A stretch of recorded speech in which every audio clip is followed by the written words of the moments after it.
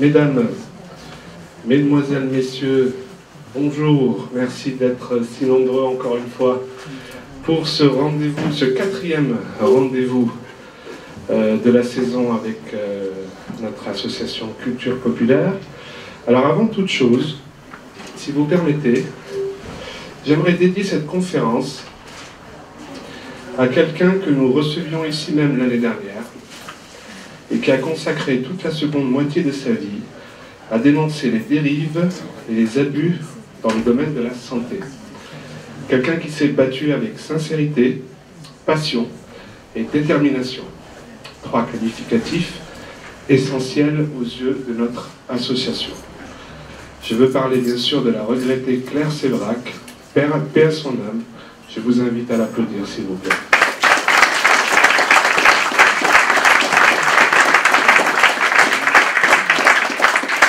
Merci beaucoup pour elle.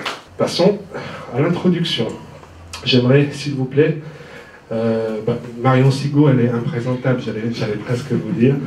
Marion, votre fameuse fiche Wikipédia, on revient là-dessus, vous présente comme écrivaine et conférencière. En français, on dit écrivain. Écrivaine, ça n'existe pas. Il faudrait le changer. Nous avons déjà eu l'occasion de remarquer avec vous que le titre d'historienne vous a été à de nombreuses reprises refusé. Je rappelle à propos la définition du terme d'historien.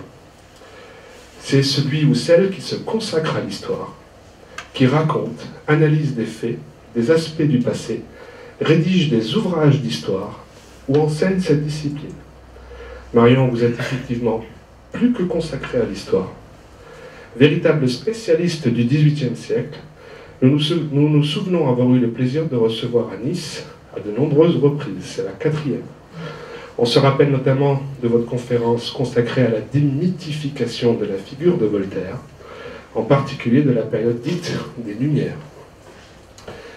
Nous vous avions également reçu en compagnie de Jacob Cohen pour parler d'un sujet qui vous tient à cœur, à vous et à M. Prévost d'ailleurs, à savoir le sort des Palestiniens en territoire occupé.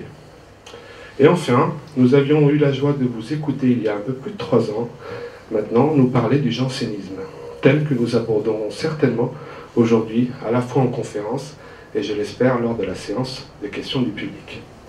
Vous publiez de nombreux ouvrages que nous proposons à la vente évidemment aujourd'hui, parmi lesquels de la centralisation monarchique à la révolution bourgeoise, qui est présenté ici même, la chasse aux sorcières et l'inquisition, la marche rouge, les enfants perdus de l'hôpital général, un livre poignant, la mort du roi et les secrets de Saint-Fargeau, du kibbutz à l'intifada et rue Serrant en terre promise, entre autres évidemment.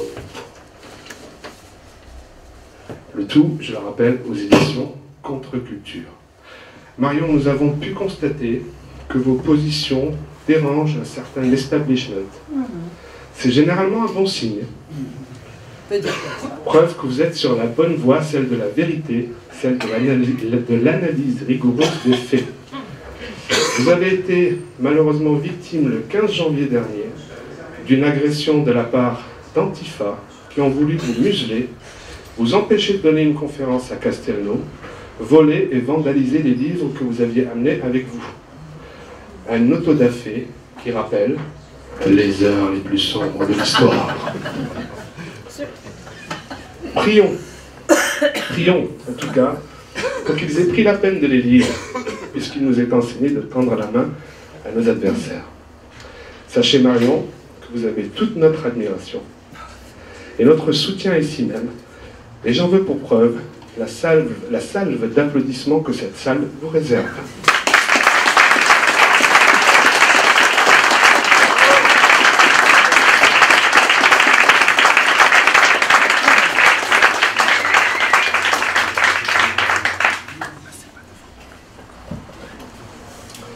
Monsieur Philippe Prévost, vous êtes historien, invité ici à Nice, comme dirait un de mes camarades, en territoire occupé pour la toute première fois, et cela nous honore.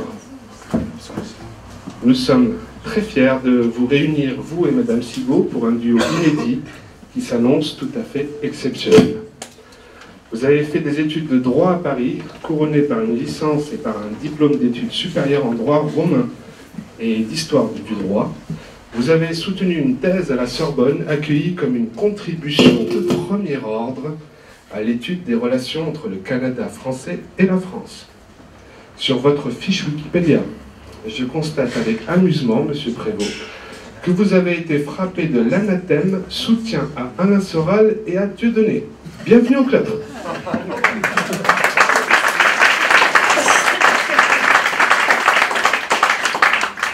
Vous publiez plusieurs ouvrages, parmi lesquels on peut citer « La France et le Canada », d'une après-guerre à l'autre, la condamnation de l'action française vue à travers les archives du ministère des Affaires étrangères, la croix gammée et les fleurs de lys, quel programme, la France et l'origine de la tragédie palestinienne, je disais que c'était un sujet qui vous tenait à cœur.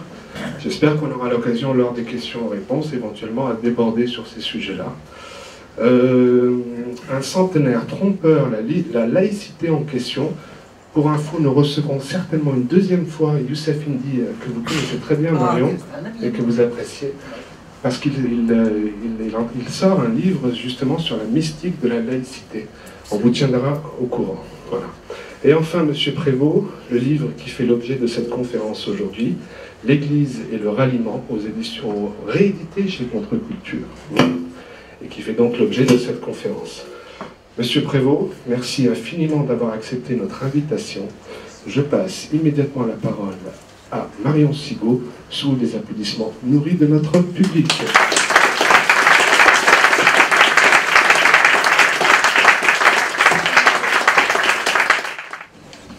Merci beaucoup. Je viens vous parler aujourd'hui du jansénisme et du mouvement des Lumières contre l'Église. En 1621, c'était le règne de Louis XIII, puisque Henri IV est mort en 1610. 1621, nous sommes sous Louis XIII. A eu lieu à Bourgfontaine, près de Villers-Cotterêts, c'est dans le nord de Paris, une réunion tenue secrète entre plusieurs personnes, dont un monsieur qui deviendra abbé de Saint-Cyran et un autre qui s'appelle Cornelius Janssen. L'abbé de Saint-Cyran s'appelle Jean Duvergier de Oran et Cornelius Janssen, qui deviendra par la suite évêque d'Ypres, sera connu sous le nom de Jansénius. 4 autres personnes accompagnent ces deux compères. Ils ont comme but, le but de cette réunion, c'est d'organiser le moyen de saper le catholicisme et de ruiner l'évangile sur plusieurs points. Je ne vais pas m'étendre sur la réunion de Bourgfontaine, j'en ai parlé récemment dans une conférence, mais je vous l'évoque ici. L'idée est de faire entrer dans l'esprit du public, enfin dans l'esprit des fidèles catholiques, que la grâce divine a été donnée à certains et qu'elle a été refusée aux autres. Ça s'appelle de l'élitisme, c'est un élitisme de la naissance. Et cet élitisme implique que la damnation ou la salvation sont irrémédiables, quels que soient les actes accomplis par les fidèles. C'est du protestantisme. Or, ces gens se revendiquent de la religion catholique. Pour eux, Jésus n'est pas mort pour tous les hommes, mais seulement pour les bons, pour les élus. C'est une entorse absolument gravissime au dogme catholique. Ils vont professer un élitisme doublé d'un pessimisme. Le corps, l'homme, la matière, tout ce qui est terrestre est horrible, affreux à haïr. C'est un anti-humanisme.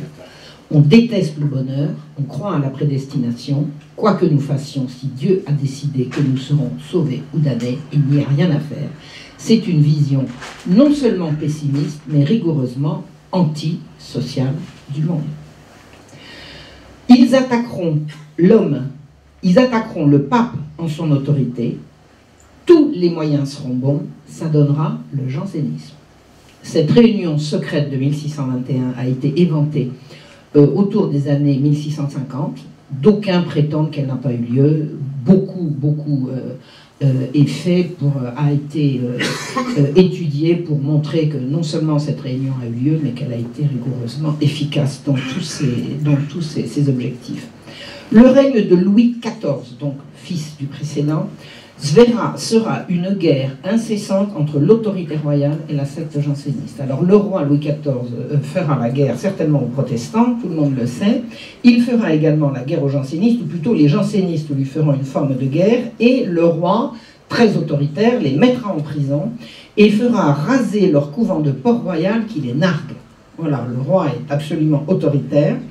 Et il va faire preuve de cette autorité sans appel avec la secte janséniste. Alors, pourquoi est-ce que je dis la secte? Parce que c'est ce qu'on disait à l'époque. C'est pas moi qui décide que ces gens étaient sectaires, c'est le terme employé à l'époque. On dit la secte janséniste, comme on dira plus tard, la secte philosophique pour parler des Lumières. Donc c'est le mot adéquat pour parler de ces gens. Il se trouve qu'à l'époque de Louis XIV, le Parlement enregistrait les lois, il a continué de les enregistrer, ce qui consiste alors le Parlement, ce sont les juges, ce sont les tribunaux, les parlements sont les hauts tribunaux, les hautes cours. Quand le roi prend une décision, pour que cette décision ait valeur de loi, il faut qu'elle soit enregistrée, c'est-à-dire inscrite dans les registres du Parlement. Le Parlement avait pris l'habitude de faire précéder les enregistrements de ce qu'il appelait des respectueuses remontrances. Les respectueuses remontrances consistent à dire « Majesté, la loi que vous voulez promulguer entre en contradiction, par exemple, avec telle et telle autre loi. » La remontrance consiste à signaler au souverain telle ou telle chose, ça ne consiste pas à lui dire « Vous avez raison, vous avez tort ». Or, les juges, de plus en plus, avaient pris l'habitude de considérer que leur remontrance pouvait signifier une forme de refus. Le roi est furieux contre son Parlement. Et pourquoi est-ce que je vous parle du Parlement? Parce que le jansénisme est dans le Parlement comme un poisson dans l'eau. Tous les juges au Parlement ne sont pas jansénistes et tous les jansénistes ne sont pas juges, mais il y a une communion de pensée entre l'état d'esprit des juges de ce siècle et les jansénistes. Donc la robe, ce qu'on appelle la robe, ce sont les robins, c'est-à-dire les juges, des gens qui travaillent avec de longues robes, c'est pour ça qu'on les appelle les robins, la robe. La robe est janséniste et il est de l'état d'esprit des jansénistes de vouloir effectivement légiférer avec le roi, légiférer avec lui ou à sa place. Et également, les rabbins jansénistes veulent connaître d'affaires ecclésiastiques avec ou à la place du pape. C'est-à-dire que les rabbins jansénistes ont la prétention de critiquer et éventuellement de remettre en cause des décisions du pape. Le roi interdit le droit de remontrance, remet les juges à leur place, met les jansénistes en prison et fait raser le couvent de Port-Royal. Mais ça, c'est ce qu'il peut faire en tant que roi. Ce qu'il peut faire en tant que chrétien, c'est de demander au pape de trancher dans une querelle qui est théologique. C'est-à-dire, est-ce que les jansénistes ont raison ou tort sur le plan théologique? Ça ne relève pas du roi de France. Il est cohérent jusqu'au bout. Il va demander au pape de trancher dans la querelle. Le pape tranche en 1713 en promulguant la bulle Unigenitus. C'est le nom de cette bulle. On donne à une bulle. Une bulle, c'est une décision papale officielle. Hein. Il y a quelquefois des décrets qui sont des décisions même importantes. La bulle, c'est une décision très importante. Si j'ai dit une bêtise, M. Prévost me reprendra. Donc la bulle Unigenitus, parce que le premier mot de la bulle, c'est le premier mot de la bulle qui commence par Unigenitus, est promulgué en septembre 1713 et dit que le jansénisme est une hérésie. En matière religieuse, il n'y a pas plus grave qu'une hérésie. Voilà. L'hérésie s'oppose entièrement, fondamentalement, au dogme catholique, et le jansénisme est une hérésie, donc en tant que catholique, on ne peut pas s'en réclamer. Le clergé français, sollicité, on lui présente la bulle, il l'approuve par 40, et 8 s'y opposent. C'est-à-dire que sur 48 représentants du clergé français, plus de 80% sont soumis au pape et à la bulle, et 16, ça fait à peine, même pas 20%, sont contre et disent qu'ils remettent en question la décision du pape. Et ils en appellent à un concile. Mais ce qu'on peut voir, c'est que les jansénistes, donc dans le clergé, sont ultra minoritaires. Eh bien, puisqu'ils sont minoritaires, qu'à cela ne tienne, on trouvera les moyens de renverser le rapport de force.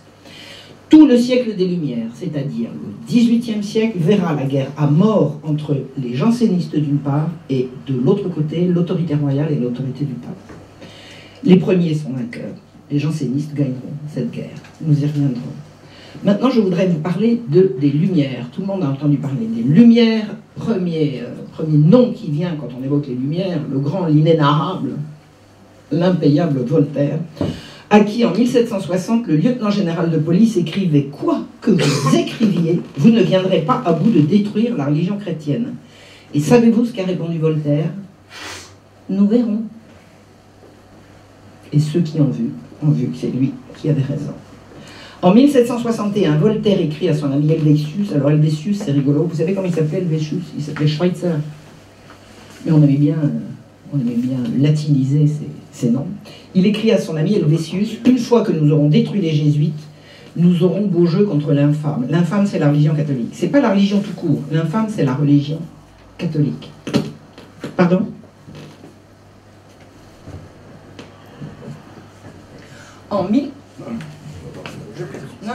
Oui, alors. En 1762. Alors 1762, les Lumières, ça commence à peu près ce qu'on appelle les Lumières, c'est-à-dire qu'on situe autour de l'apparition de l'encyclopédie. C'est autour de 1750, un petit peu avant. Donc en 1762, il écrit à Denis Diderot: quelque parti que vous preniez, je vous recommande l'infâme. Il faut la détruire chez les honnêtes gens et la laisser à la canaille, grande ou petite, pour laquelle elle est faite. Voilà ce que pense Voltaire de la religion catholique. Alors, on entend bien ici qu'il ne s'agit pas de détruire la religion, mais de s'en saisir. C'est l'Église catholique qu'il faut détruire. La religion en soi est utile pour la canaille. On en inventera une nouvelle. Ça, on pourrait en parler à notre ami Pierre Hillard, quand il vous parlera du noachisme. Voilà. Revenons au jansénisme. Le jansénisme, depuis la Régence jusqu'au mi-temps du siècle. Qu'est-ce que c'est la Régence? C'est 1715, le roi Louis XIV meurt. À la mort du roi, on est obligé, le régent, son neveu, Philippe, a la bonne idée, il trouve intelligent, de toute façon il veut le pouvoir, et le testament du roi ne lui a donné qu'une partie du pouvoir, de faire sortir tous les jansénistes de prison et de rendre au Parlement son droit de remontrance. Le roi est mort le 1er, le 2 au soir, c'était plié, c'était fait.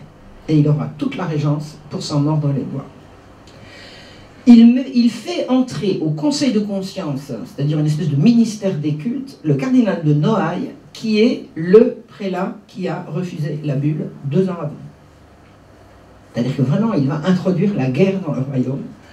Et ce cardinal de conscience, ce cardinal de Noailles, pardon, oui, enfin cardinal de conscience, non, cardinal de Noailles, lance la guerre contre les jésuites. Les jésuites seront jusqu'au bout la bête noire des jansénistes. C'est-à-dire que vous avez les jansénistes qui veulent légiférer à la place du pape et les jésuites qui sont soumis jusqu'à la mort à l'autorité du pape. Le cardinal de Noailles exige que toute personne qui veut les derniers sacrements demande à son confesseur un billet de confession. Si le confesseur est jésuite, la confession ne sera pas valide. C'est une façon pour le cardinal de Noailles d'interdire aux jésuites de confesser, c'est-à-dire interdire aux jésuites d'administrer les sacrements. C'est une façon de les bannir. Sur son diocèse, hein, c'est pas sur l'autorité il n'a pas l'autorité sur tout le royaume, sur son diocèse, c'est-à-dire Paris, et le diocèse de Paris est très grand. Voilà. Et à partir de cette date, dès le début de la Régence, les parlements vont commencer à annuler des décisions d'évêques. C'est une ingérence du laïc dans le religieux. Je suppose que vous êtes comme moi, vous avez toujours cru, je le suppose, en tout cas moi je l'ai cru pendant très longtemps, que jusqu'à la Révolution, l'Église de France était toute puissante et que la Révolution a consisté à retirer une partie de cette puissance à l'Église. Moi je vais vous raconter ce que c'était que la puissance de l'Église à l'époque. En 1716, un évêque pouvait se faire retoquer un sermon par des juges laïcs. En janvier 1716, des jansénistes décident d'en appeler à un concile pour remettre en cause la bulle Unigenitus. À quel titre? Le pape a tranché. Pourquoi voulez-vous appeler à un concile national? Ben, c'est une façon de vouloir dire que l'Église de France fera exception au reste. Et ils veulent remettre en cause la bulle Unigenitus, qui n'a pas à être remise en cause. De par la discipline ecclésiastique, on n'a pas à remettre en cause cette bulle. Or, le Parlement, les juges laïcs vont systématiquement soutenir les évêques appelants, ce qu'on appelle les évêques appelants, c'est-à-dire qui en appellent à un concile, les évêques jansénistes, qui sont pourtant minoritaires. Les juges, les gens qui sont là pour rendre la justice au nom du roi, prennent le parti de la faction minoritaire de l'Église qui veut remettre en cause l'autorité du pape. Les jansénistes font signer au curé des pétitions dans lesquelles les prêtres, des prêtres, c'est pas les prêtres, c'est des prêtres, se disent prêts à désobéir au cardinal s'il faiblit. Parce qu'il se trouve que le cardinal de Noailles, qui est le chef de file des jansénistes, il a quand même quelques problèmes de conscience avec son autorité, donc régulièrement ses partisans craignent qu'il ne faiblisse. Eh bien, ces ouailles, c'est-à-dire les curés de son diocèse, signent des pétitions en disant que s'il faiblit, ils désobéiront. On ne veut pas de la bulle chez les jansénistes. Le pape hausse le ton, il menace d'excommunication les opposants à la bulle, qui est un article de foi. Vous imaginez une menace d'excommunication, il n'y a pas plus grave. Eh bien les autres disent, eh bien menacés, nous serons excommuniés. Il y a danger de schisme, c'est extrêmement grave. Le 12 août 1720, l'autorité royale intervient. Les lettres patentes, les lettres patentes, ce sont les décisions royales ouvertes. Il y a deux types de lettres, il y a les lettres patentes et les lettres de cachet. Non, je crois que vous alliez, non. Alors, il y a patente ouverte ou de cachet, cacheté, voilà. Donc les lettres patentes, ce sont les lettres, les décisions royales applicables immédiatement. Des lettres patentes déclarent nuls les appels au concile. C'est-à-dire que là, c'est l'autorité du roi qui intervient, en l'occurrence le régent. Eh bien, les juges refusent d'enregistrer les lettres patentes. Puisqu'ils ont récupéré le droit de remontrance, c'est à eux d'enregistrer. Tant qu'une décision royale n'est pas enregistrée, elle est considérée comme nulle et non avenue, puisqu'elle n'est pas dans les registres. Vous voyez, c'est l'enregistrement qui fait la validation. Et ils refusent d'enregistrer. Et non seulement ils refusent d'enregistrer, mais ils prennent les lettres patentes et ils les modifient. Ils disent, ben ça irait mieux comme ça irait mieux comme ça. Le régent est hors de lui, il leur dit, vous êtes là pour enregistrer, pas pour ergoter. Ben oui, mais c'est lui qui leur a donné le droit de remontrance. De quoi se plaint-il? C'est la faute gravissime qu'il a commise le lendemain de la mort du roi. Et je vous dis, il aura jusqu'à sa mort pour la regretter. Après la mort du régent, en 1726, a lieu un concile à Embrun pour clarifier les choses. C'est en 1727. Un concile est réuni en France pour clarifier les choses. À ce concile interviennent des avocats. Des avocats sont des gens qui se mêlent de lois civiles. Il n'y a pas d'avocats ecclésiastiques. Il n'y a que des avocats sur la loi civile. Eh bien, les avocats s'en mêlent et ils rédigent une consultation sur le concile d'Embrun. Les gens se moquent. Et la Vox Populi se moque, parce que tout le monde se rend bien compte que c'est une aberration, que des avocats qui sont là pour parler du droit viennent se mêler d'affaires ecclésiastiques. Il y a une chanson qui circule et qui dit « Jadis, pour affermir la foi, les pères en concile, du Saint-Esprit suivaient la loi, consultaient l'Évangile. Ce n'est plus la bonne façon, l'Esprit Saint doit prendre le ton des avocats de France. » C'est l'époque où est créé un organe qui va s'appeler les Nouvelles Ecclésiastiques, un journal interdit qui va échapper à toutes les poursuites concernant les règles de la librairie. Ils vont bénéficier de très haute protection et de beaucoup de ruses. Par exemple, ils entrent dans Paris, ils passent les barrages en Paris avec la complicité de cochers des princes. On se met bien avec un cocher, la police n'ouvre pas sous les pieds du cocher d'un prince, et sous les pieds du cocher d'un prince, il y a les Nouvelles Ecclésiastiques qui vont être diffusées partout, évidemment sans autorisation. Le 23 mars 1730, le cardinal de Fleury, qui est un des plus grands premiers ministres que le siècle ait eu, a obligé tous les ecclésiastiques à recevoir la bulle Iunctus telle quelle, faute de quoi il dit qu'ils perdront leurs bénéfices. C'est-à-dire que l'autorité du roi se fâche, vous refusez de recevoir la bulle, eh bien vous ne toucherez plus vos bénéfices, c'est-à-dire les revenus de votre charge. Eh bien, le Parlement a refusé d'enregistrer la décision du cardinal de Fleury. On fait un lit de justice. Un lit de justice, c'est quand le Parlement refuse d'enregistrer une décision du roi, le roi se déplace en personne au Parlement et fait enregistrer en sa présence. Là, il n'y a plus de résistance possible. Et le lit de justice enregistre la loi Unigenitus comme loi du royaume. Bon, pensez-vous que ça va se calmer? Ben non, on va recommencer d'un autre coup. Et c'est là que va commencer la riposte par les miracles. Les jansénistes décident, puisqu'on n'a pas la loi avec nous, on va faire intervenir le bon Dieu en personne, il va nous faire des miracles. Le 6 novembre 1730, une certaine Anne Lefranc guérit d'une paralysie générale sur la tombe d'un diacre qui s'appelle Paris et qui se trouve avoir été un grand janséniste. C'est un charlatan, c'est une espèce de fou qui est mort de macération. Il mangeait pas, il se lavait pas, il était et il se faisait confier les petits garçons au catéchisme. Enfin moi je sais pas, je vous dis juste ça au passage parce que c'est absolument exact. Je sais pas ce qu'en pensaient les parents ni les petits garçons, mais pas aller voir. Toujours est-il que cette Anne Lefranc dit qu'elle a été paralytique et qu'en se couchant sur la tombe du diacre Paris, elle a été guérie. Et elle a déposé un récit de sa guérison chez un notaire. Alors attendez, un récit de guérison chez un notaire, d'accord, avec certificats médicaux et témoignages, et son récit est publié par les jansénistes sous la forme de dissertation sur les miracles. C'est-à-dire que vous avez là des notaires qui vont enregistrer quelque chose comme étant un miracle. Le miracle relève-t-il du Parlement, de la loi des notaires, ou des avocats et des notaires, ou bien de la religion? L'archevêque de Paris, Noailles est mort, c'est l'archevêque Vintimille, est furieux. Il dit, qu'est-ce que c'est que ça? On n'enregistre pas un miracle sans en référer à l'autorité compétente. L'autorité compétente, c'est moi. Il déclare le miracle d'Anne Lefranc faux et supposé, et il interdit le culte du diacre. Des médecins qu'il a envoyés sur son cas ont conclu que la dame avait une affection hystérique commune. C'est-à-dire qu'elle était paralysée quand elle voulait bien, et qu'elle marchait très bien quand elle voulait. La miraculée a crié à la diffamation, elle s'est tournée vers le Parlement, qui a jugé la requête recevable, et les avocats se sont chargés de la défendre. C'est-à-dire qu'on voit que les juges viennent juger sur une question de dogme, les juges s'ingèrent dans les questions religieuses. Et c'est ça qu'ils voulaient, c'est l'application du plan de Bourfontaine. À la suite de cette histoire, alors bon, Anne Lefranc n'a jamais été miraculée, je pense que tout le monde l'a compris, tout le monde le savait à l'époque, sauf ceux qui voulaient absolument prétendre le contraire. La folie des convulsions a suivi, c'est-à-dire que des gens sont venus se coucher sur la tombe du diacre et être pris de convulsions miraculeuses. Il s'agit d'exhibitions publiques où l'atroce le disputait au grotesque.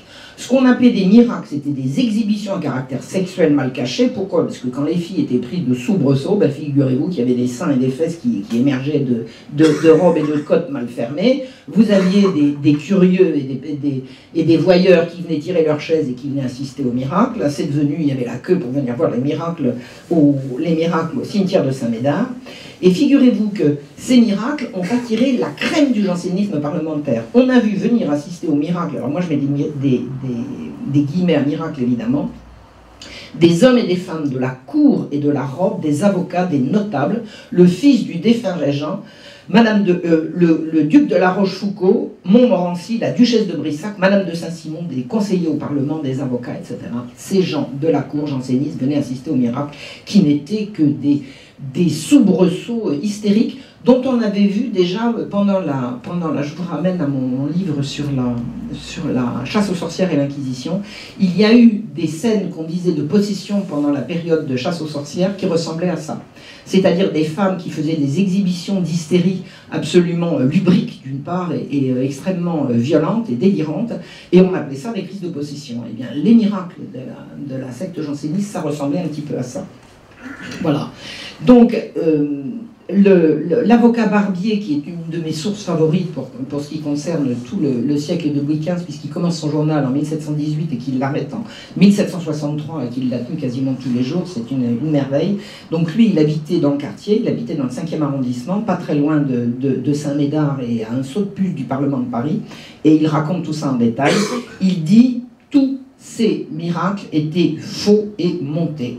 Et ils ont donné lieu à des grandes manifestations d'hystérie que je pourrais comparer aux scènes d'hystérie qu'on voit maintenant avec les banlieues qu'on enflamme, vous savez, sur il y a eu ici un acte anti-ceci, anti-cela, allons-y, on va chercher la foule.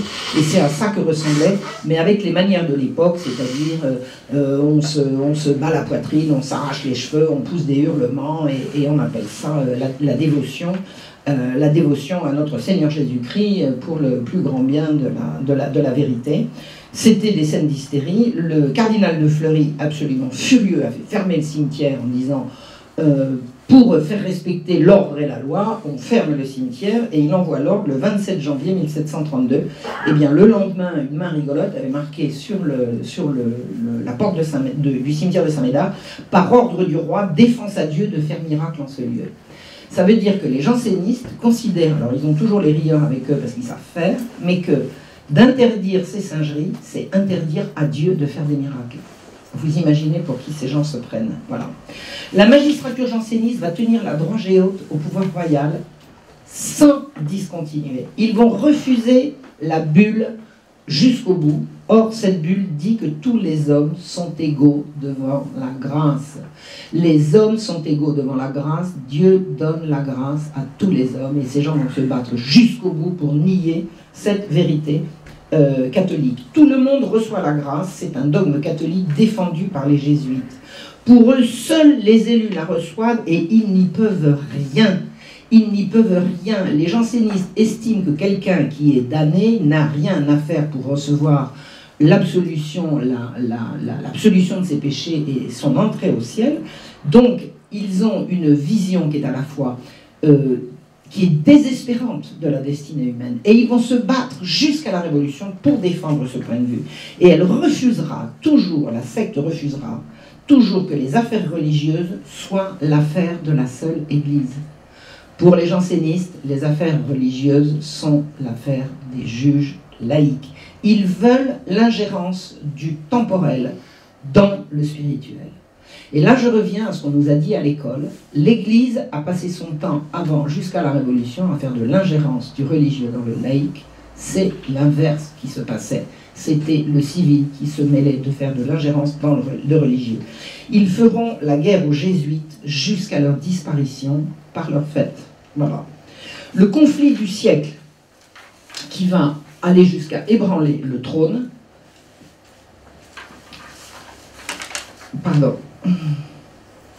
va s'appeler le conflit du refus de sacrement. Le roi n'arrivait pas à faire respecter le fait que la bulle Unigenitus était une loi d'église et de l'État.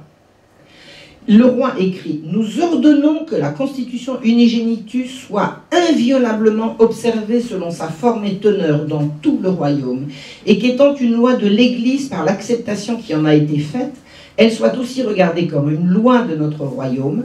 Voulons que nos sujets, de quelque état et condition qu'ils soient, aient pour la dite bulle le respect et la soumission qui sont dus au jugement de l'Église universelle en matière de doctrine. Le roi de France exige d'être obéi. Les jansénistes vont lui montrer qui commande au royaume de France. Ils vont relancer la guerre contre l'autorité royale et l'autorité de l'Église par le refus de sacrement. Qu'est-ce que le refus de sacrement? C'est ce que je vais vous expliquer. À partir d'une affaire, il y en a des centaines. Il y en a des centaines. En mars 1752, nous avons fait un bond dans le siècle. Hein, l'affaire de Saint-Médard, c'est 20 ans avant, c'est 1732. Nous sommes à présent en 1752. Un prêtre du nom d'Ignace Lemaire, âgé de 75 ans, janséniste connu, est malade. On appelle auprès de lui le frère Bouétain pour lui donner les derniers sacrements. Le frère Bouétain s'adresse à Ignace Lemaire et lui demande s'il accepte et reconnaît la bulle Unigenitus. C'est-à-dire que le frère Bouétain demande à ce mourant, êtes-vous hérétique ou pas hérétique? Avant de donner des sacrements, il me semble que la question est quand même importante. Et que dit le prêtre Ignace Lemaire? Il refuse de répondre, il dit ça ne me regarde pas.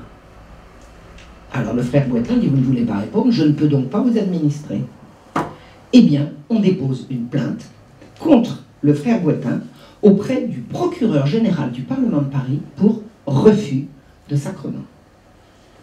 Le Parlement s'assemble pour juger de l'affaire. Le Parlement, c'est la haute cour, hein, enfin l'équivalent d'une haute cour, et il envoie chercher le frère Bouétain. Le frère Bouétain n'a pas que ça à faire. La cour, la grande chambre du Parlement l'attend. À 15h, elle ordonne que le frère Bouétain sera décrété d'ajournement personnel, ça veut dire saisi, pour subir un interrogatoire à 5h du soir. Le frère Bouétain continue de vaquer à ses affaires, et à 6h, on décrète que l'archevêque de Paris viendra à la cour où il siégera pour prendre sa place comme duc et père. C'est-à-dire que pour juger d'un frère qui a refusé les sacrements à un mourant qui ne veut pas faire ce qu'il faut pour avoir les derniers sacrements, on convoque la grande chambre du Parlement de Paris et on convoque l'archevêque. L'archevêque répond au greffier qu'il est très honoré de la convocation qu'il a faite, mais enfin qu'il a des obligations, qu'il n'est pas à leur disposition, qu'il a d'autres choses à faire, mais il est toujours très tout dans les formes. L'archevêque de Paris, c'est Christophe de Beaumont, il sait faire les choses très très bien. Mais il dit, je sais de quoi il retourne, et je peux vous dire que le frère Boitin a agi selon mon ordre. Et l'autorité sur frère Boitin, c'est moi, c'est pas vous. Quand Boitin arrive au palais le soir, il dit effectivement qu'il a refusé d'entendre le mourant en confession, puisqu'il a refusé de lui répondre sur la bulle, mais il assure que si l'archevêque le lui ordonne, il obtempérera immédiatement. Nous sommes bien donc dans le cas de figure suivant, le frère Boitin obéit à sa hiérarchie qui le couvre, et le Parlement décide qu'il en est autrement. Le Parlement décide qu'il tienne la preuve que Monseigneur de Beaumont fait refuser de donner les derniers sacrements à de bons chrétiens, et il condamne le frère Boitin à 3 livres d'aumône pour le pain des prisonniers. 3 livres d'aumône, je fais le calcul, c'est l'équivalent de 90 €. On va dire que ce n'est pas une amende énorme, mais c'est une condamnation, j'allais dire en bonne et due forme, justement pas, c'est une condamnation d'une autorité qui n'a pas autorité sur un ecclésiastique. Et on donne à l'archevêque 24 heures pour faire administrer les derniers sacrements au sieur le maire. Mais de quel droit ? De quel droit donne-t-on à un ecclésiastique l'ordre d'administrer des sacrements? Et on dit à l'archevêque que s'il refuse, on convoquera les ducs et pairs qui seront habilités à le juger. Convoquer les ducs et pairs pour juger l'archevêque, c'est convoquer le ban et l'arrière-ban pour faire condamner un ecclésiastique dans l'exercice absolu de ses prérogatives. Le roi, informé, convoque le premier président et 2 présidents du Parlement et leur dit qu'il se réserve la connaissance de l'affaire. Il dit « Ces affaires ne vous regardent pas, je vois ça personnellement avec mon archevêque, mêlez-vous de vos affaires. » Le roi donne l'ordre à un prêtre d'administrer le sieur le maire, seulement il arrive trop tard et le sieur le maire est mort. Immédiatement, on décrète le frère Boitin de prise de corps, un huissier vient chez lui dresser le procès-verbal de tous ses meubles, pose les scellés sur sa porte, alors que le roi vient de dire qu'il interdit qu'on s'en mêle. Le prêtre est obligé de prendre la fuite, il est ruiné. Il quitte Paris. Le roi n'est pas obéi. Les juges, comme le roi est furieux de ne pas être obéi, lui envoie une lettre de Jérémia. « Majesté, nous avons écouté vos ordres avec attention, la soumission qu'il aurait due, nous ne pouvons dissimuler l'excès de notre douleur. Est-il possible que votre majesté désapprouve, que deviennent ces lois si sages, si utiles, vos droits, votre indépendance, majesté, votre souveraine autorité, pata, pata, pata, pata. » Ils désobéissent et ils rampent devant le roi en se moquant de lui. Ils se rendent à Versailles pour déposer leurs remontrances qui circulent déjà, imprimées sans autorisation, dans la presse étrangère. La presse étrangère, c'est la Révolution. Ces gens-là désobéissent intégralement à l'autorité ecclésiastique et à leur roi. Le Parlement va décréter de prise de corps un curé d'Abbeville. Alors la compétence du Parlement de Paris, elle va jusqu'au nord de la France. Le Parlement de Paris, sa compétence comme cour d'appel, parce que le Parlement de Paris est également cour d'appel de toutes les juridictions inférieures en France, c'est à peu près 1/3 du royaume, c'est énorme. Il y a d'autres parlements, mais le Parlement de Paris c'est le plus important. Ils vont décréter de prise de corps un curé d'Abbeville qui a refusé les sacrements à une femme. Mais à quel titre un prêtre va-t-il administrer des sacrements à quelqu'un qui ne se plie pas à ce que ça implique? Je veux dire, si je décide de me confesser, que je vais voir un prêtre en disant « je viens vous voir parce que j'exige l'absolution », il va me dire « attendez, asseyez-vous là et parlons ». Et si je dis non, je veux juste l'absolution, c'est l'équivalent de ça. C'est-à-dire que vous avez des gens qui exigent d'avoir des sacrements comme si c'était un service public avec un distributeur automatique. Or, ça n'est pas ça. Et les juges le savent très bien. Ils le savent très bien. Donc, un curé d'Abbeville a refusé des sacrements à une femme qui n'était pas dans les dispositions de les recevoir. Et le Parlement, non seulement décrète de prise de corps le curé, mais également l'évêque d'Amiens. Et vous allez voir qui est cet évêque d'Amiens, qui écrit au roi, je vais vous le dire dans une seconde. L'évêque d'Amiens écrit au roi, c'est un soulèvement des parlements contre les évêques. Le roi ne les réprime pas, mais peut-être qu'enfin touché du péril, il protégera les évêques et en leur personne la religion. Ce n'est pas le temps d'abdiquer, voici les troubles qui ne permettent pas à un évêque de quitter la partie. L'honneur y est intéressé autant que la conscience. S'il ne fallait que tout quitter pour conduire la paix, je ne tiendrais pas un quart d'heure. Le nom de cet évêque, c'est Monseigneur de la Motte. Le chevalier de la Barre paiera sa vie de l'opposition du chevalier de Monseigneur de la Motte au Parlement de Paris. Le Parlement de Paris, quand le chevalier de la Barre, en 1765, sera pris dans une affaire qui fleure vraiment la provocation, le Monseigneur de la Motte fera tout pour sauver le chevalier de la Barre, et le Parlement de Paris le fera exécuter pour montrer qui fait la loi religieuse dans ce royaume. C'est-à-dire que le chevalier de la Barre a été condamné à mort pour blasphème. L'Église ne voulait pas qu'il soit condamné, le Parlement l'a fait condamner et exécuter pour montrer qui faisait la loi religieuse dans ce pays. C'est-à-dire que les jansénistes considéraient les sacrements comme un droit et ils considéraient qu'ils étaient les gardiens de ce droit et que l'Église devait mettre genoux à terre contre eux. Des horreurs ont commencé à circuler sur Christophe de Beaumont, l'archevêque de Paris, sous forme de libelles écrits par des gens stipendiés. Des évêques ont pris la défense de leur archevêque. Le Parlement a fait brûler par le bourreau. Brûler par le bourreau. Alors on dira, oui, le Parlement a fait brûler du Voltaire ou du Rousseau par les mains du bourreau. Oui, et également brûler par les mains du bourreau une lettre que l'évêque de Marseille avait écrite au chancelier. L'évêque de Marseille, c'était Monseigneur de Belzins, le héros hors catégorie de la peste de Marseille. La peste de Marseille, en 1720, a vu émerger quelques figures d'un héroïsme indicible, et le plus grand de ces héros de la peste de Marseille, c'est Monseigneur de Belzins, qui se trouve dans les années 50, interdit d'écrire au chancelier une lettre pour dire ce qu'il pense de ces querelles, et la lettre de ce héros d'entre les héros sera brûlée de la main du bourreau, c'est-à-dire qu'elle a été, interceptée et 2, détruite. Les curés de Paris sont pris entre le marteau et l'enclume. Un prêtre qui est décrété perd son gagne-pain.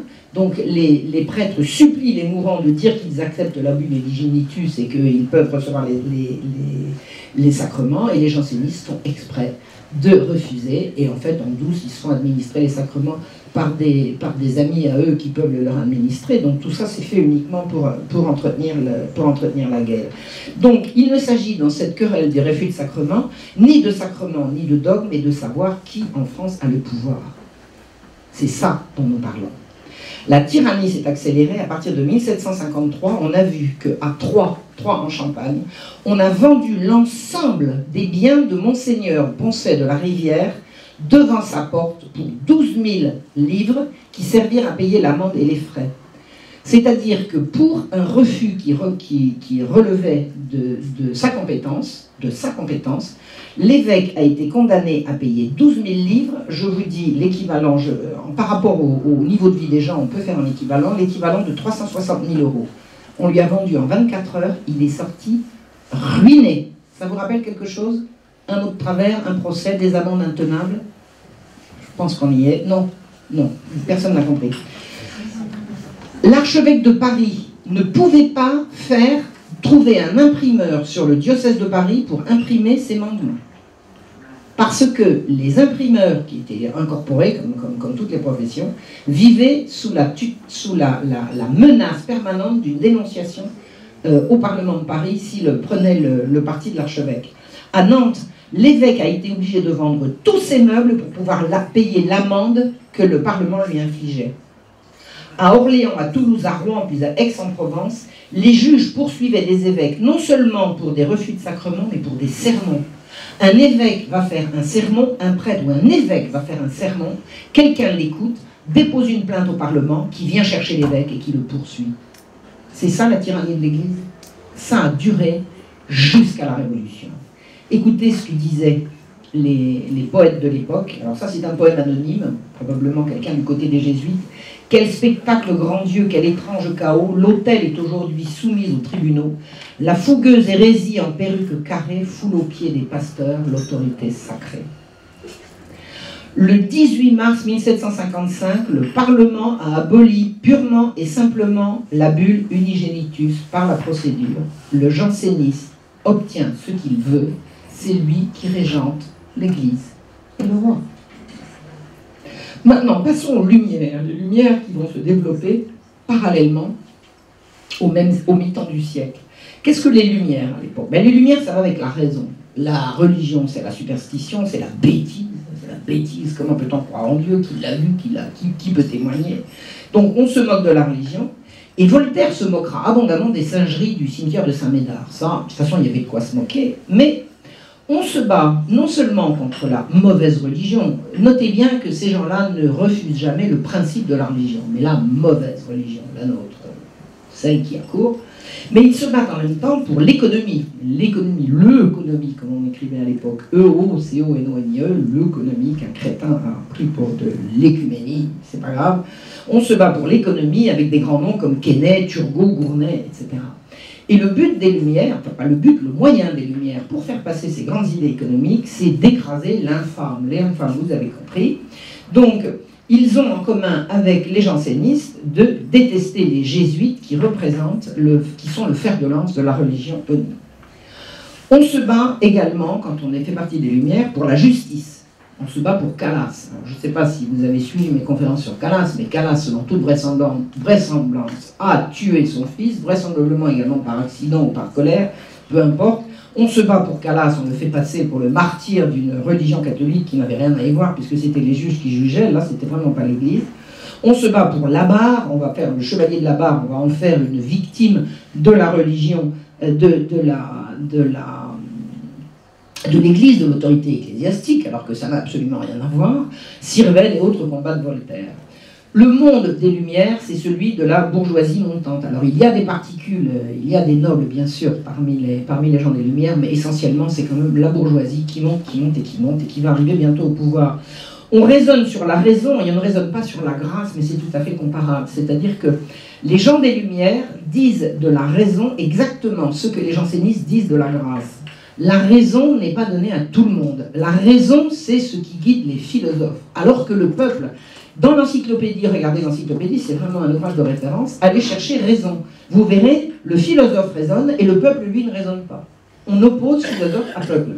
Et quelle va être la conclusion de l'histoire? Eh bien, c'est que le philosophe est là pour diriger le peuple. Ben oui, si on n'avait pas compris, c'est là que ça devient clair. Donc, on ne raisonne pas sur la raison et pas sur la grâce, mais c'est rigoureusement comparable, puisque vous avez d'un côté les élus, ceux qui sont philosophes qui ont raison, et les autres. C'est un milieu qui est très proche de la cour, par l'intermédiaire de Madame de Pompadour. Alors c'est quoi quand on veut corrompre un monarque? Eh bien, on lui met dans son lit la femme qu'il faut, et la Pompadour, non seulement elle a été formée à la corruption du roi de France, mais elle a quasiment été faite pour ça. C'est-à-dire qu'elle est née dans un milieu qui voulait absolument, c'est le milieu de la finance en l'occurrence, qui voulait absolument arriver à la cour. Et une fois dans la place, Madame de Pompadour a fait entrer le loup dans la bergerie, les encyclopédistes et les Lumières près de la cour. Alors, quel lien peut-il y avoir entre les jansénistes et les Lumières? On vous dit que les uns sont des bigots et les autres sont plutôt des anticléricaux, des anti-religieux. Quel lien peut-on faire entre les uns et les autres? Eh bien, ils ont en commun déjà la haine des jésuites. La suppression des jésuites a été obtenue par les jansénistes. C'est Louis-René de Caradeuil de la Chalotais, procureur général au Parlement de Bretagne, qui s'est collé à décider d'examiner les constitutions des jésuites et à les décréter interdits et à les interdire. La Chalotais, c'est un janséniste. Alors il est janséniste sans le dire, mais dans la querelle des sacrements, il a pris systématiquement parti pour les jansénistes contre les prêtres qui refusaient en leur âme et conscience. En 1762, la Chalotais a présenté au Parlement de Bretagne 2 comptes rendus de la constitution des jésuites et il a obtenu leur suppression. Or, que faisaient les jésuites au royaume de France? Ils formaient des collégiens. En moins de 3 ans, la Chalotais a obtenu de fermer 111 collèges, 9 noviciats, 21 séminaires, 4 maisons professes, 8 missions, 13 résidences, et il les fait interdire encore en tant qu'ordre. Il séquestre tous les biens et les fait expulser du royaume. 12 000 exemplaires de son compte-rendu se sont enlevés en quelques semaines. Avoir la peau des jésuites, c'est vraiment avoir le vent en poupe. Des délices où il avait sa maison. Les délices, c'est la maison qu'avait Voltaire à Genève. Voltaire annonce que le fameux livre de la Chalotais est a trouvé éditeur à Genève. C'est-à-dire que la guerre contre les jésuites fait véritablement le lien entre les Lumières et les jansénistes. Les jésuites étaient l'homme à abattre. Les Lumières et l'encyclopédie triomphent dès l'expulsion des jésuites. C'est le cri de joie universel. Voltaire vante la Chalotais dans un livre contre les constitutions des jésuites et le fanatisme qu'elles renferment et contre la barbarie de l'éducation française.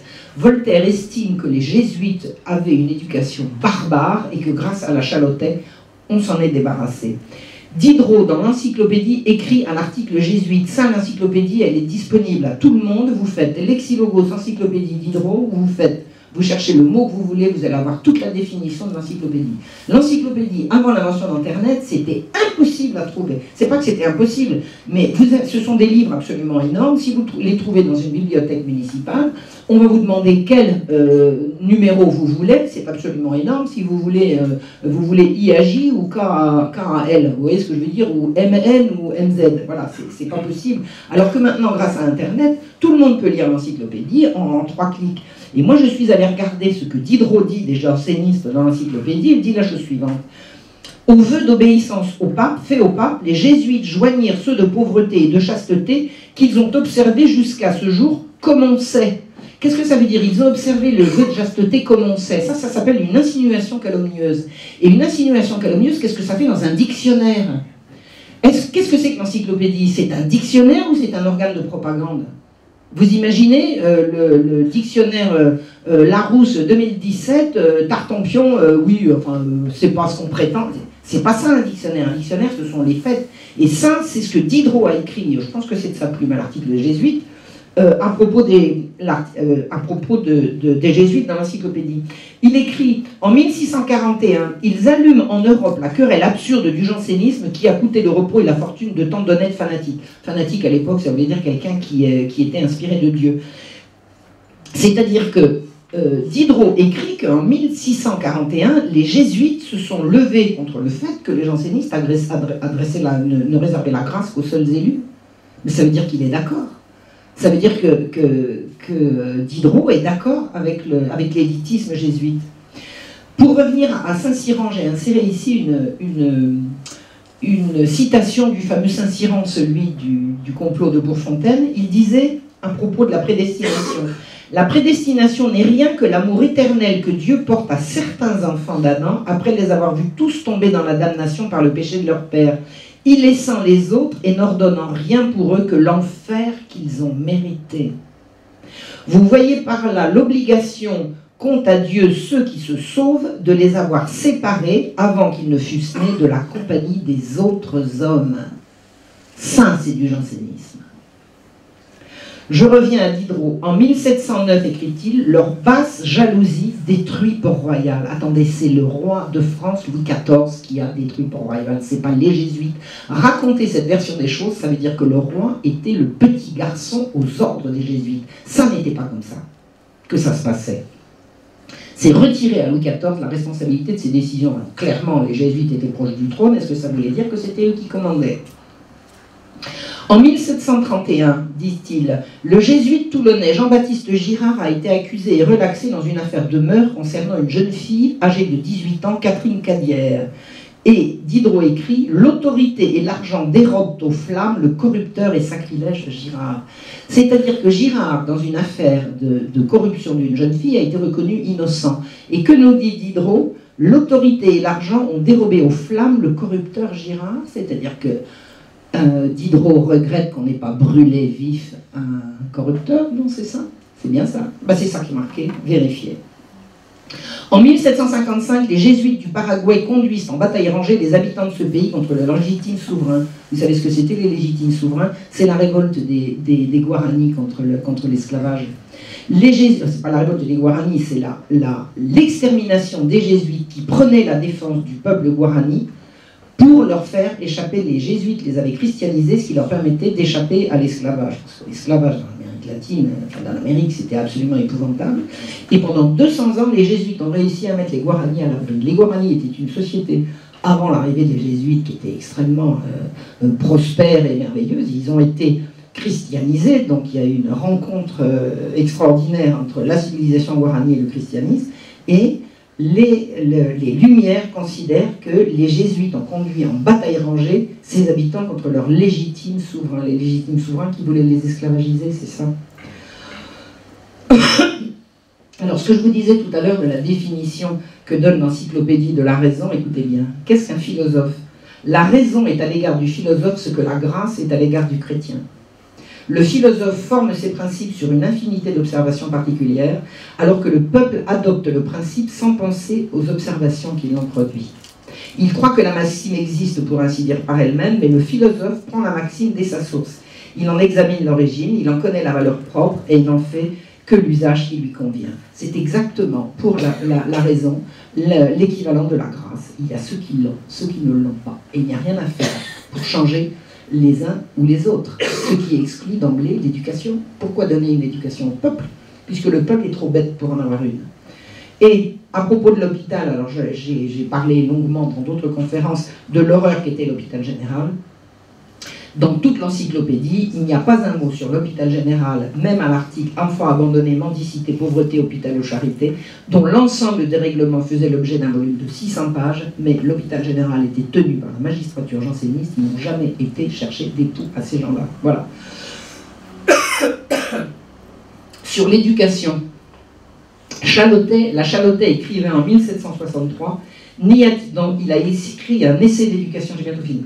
Il a écrit un essai d'éducation nationale et un plan d'études pour la jeunesse, qui a été traduit en hollandais, en russe et en allemand. C'est-à-dire que les jansénistes avaient véritablement le bras long, et vraiment, hein, il n'y avait pas Internet, mais il y avait des imprimeurs, il y avait des chevaux qui savaient galoper vite et qui pouvaient emmener les imprimés assez loin. Et la Chalotais a écrit « N'y a-t-il pas trop d'écrivains, trop d'académies, trop de collèges ?» Ben oui, ne vous inquiétez pas, on va supprimer les jésuites, ça en fera moins. Le peuple même veut étudier.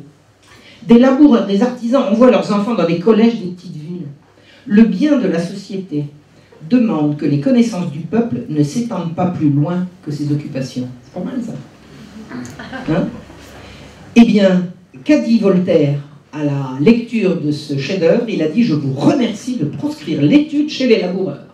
Moi qui cultive la terre, je vous présente requête pour avoir des manœuvres et non des clercs tonsurés. » Parce que pour un gars comme Voltaire, si un laboureur veut apprendre à lire, ça va être pour devenir clerc tonsuré, pas simplement pour avoir du savoir et savoir se défendre. Rousseau, le grand Rousseau, Jean-Jacques, il a écrit « N'instruisez pas l'enfant du villageois, car il ne lui convient pas d'être instruit. » Hein? Tout le monde ne sait pas ça, hein? C'est propos les Lumières.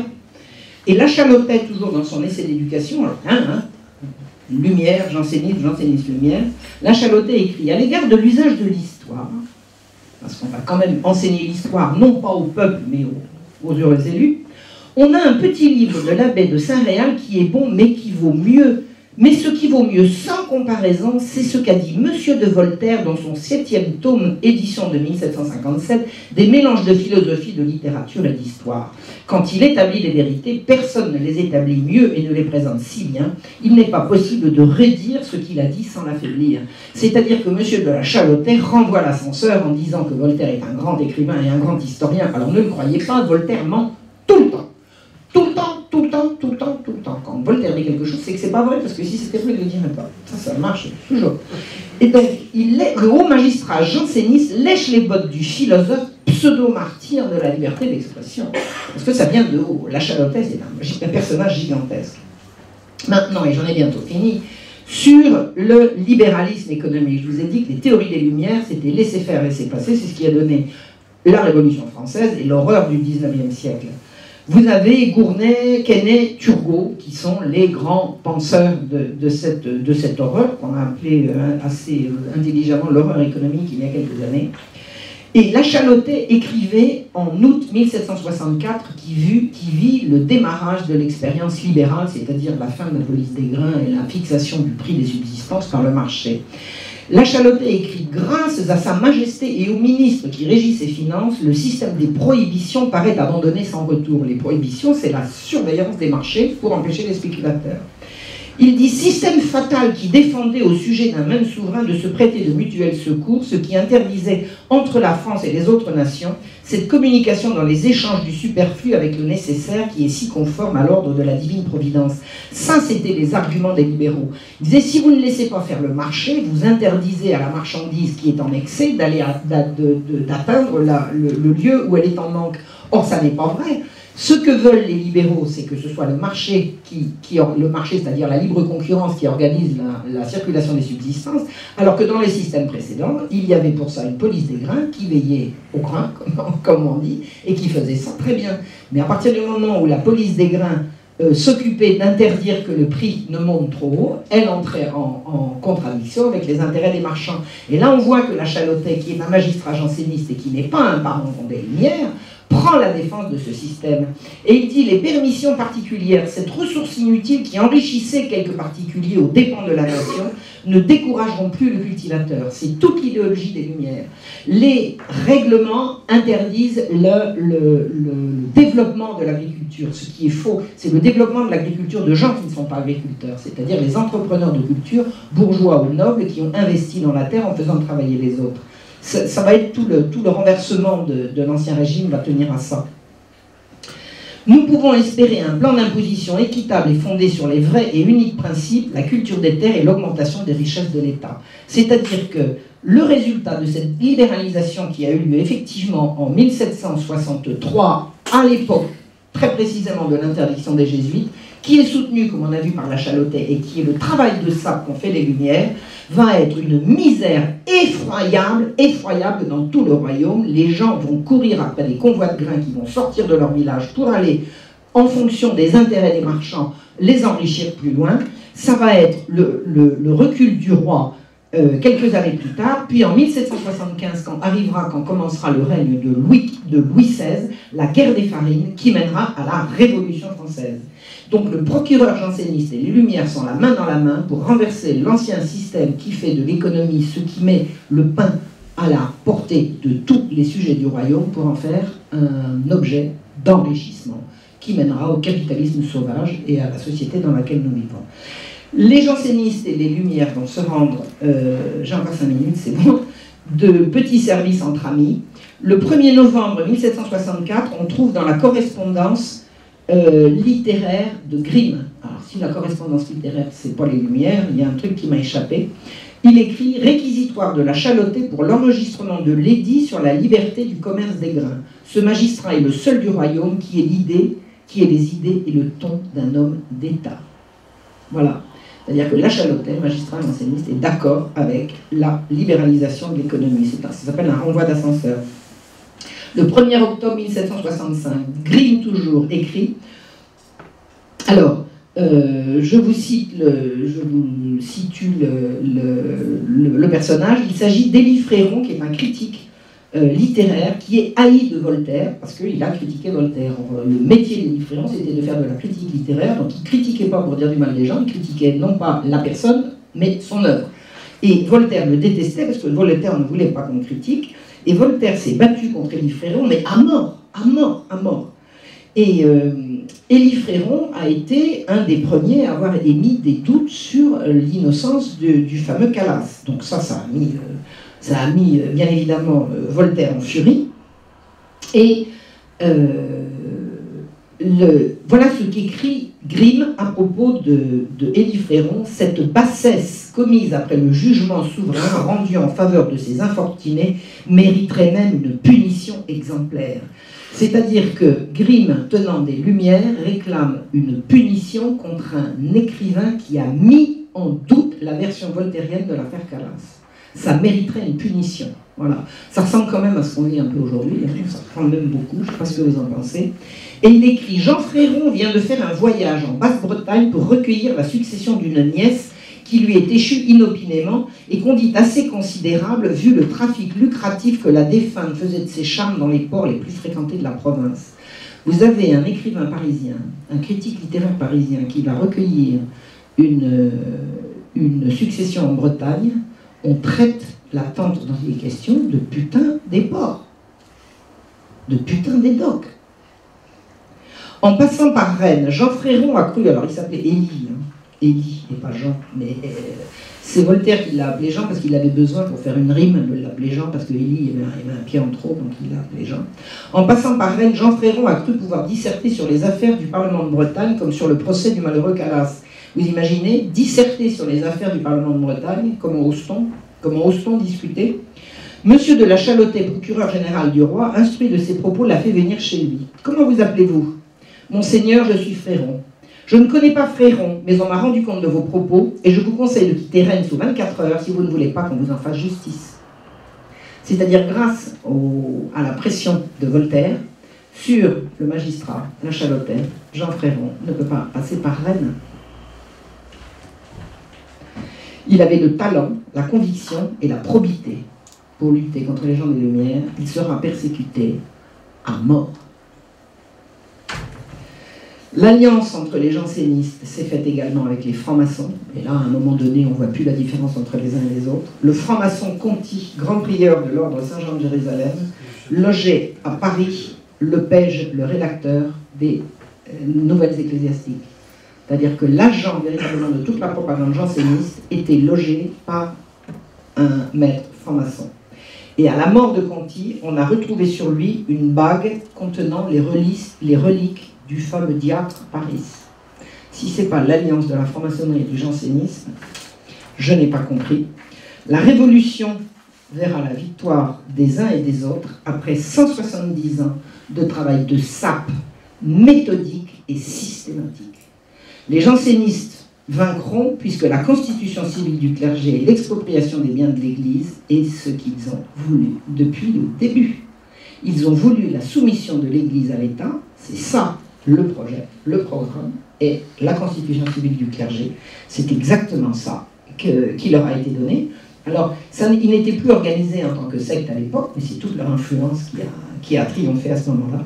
Et ça a été bien sûr la victoire des Lumières, puisque grâce à l'interdiction des Jésuites, le libéralisme économique a fait le renversement du dernier rempart protecteur des peuples, qui était le roi absolu. Donc je vais arrêter là pour aujourd'hui, je pourrais encore vous en parler pendant 5 ou 6 heures, mais il faut arrêter. Et puis, alors j'ai tenu juste 1 heure, hein, pif. Je vous rends la parole et je demande à Philippe de nous raconter la suite. Mesdames et messieurs, merci bien, s'il vous plaît.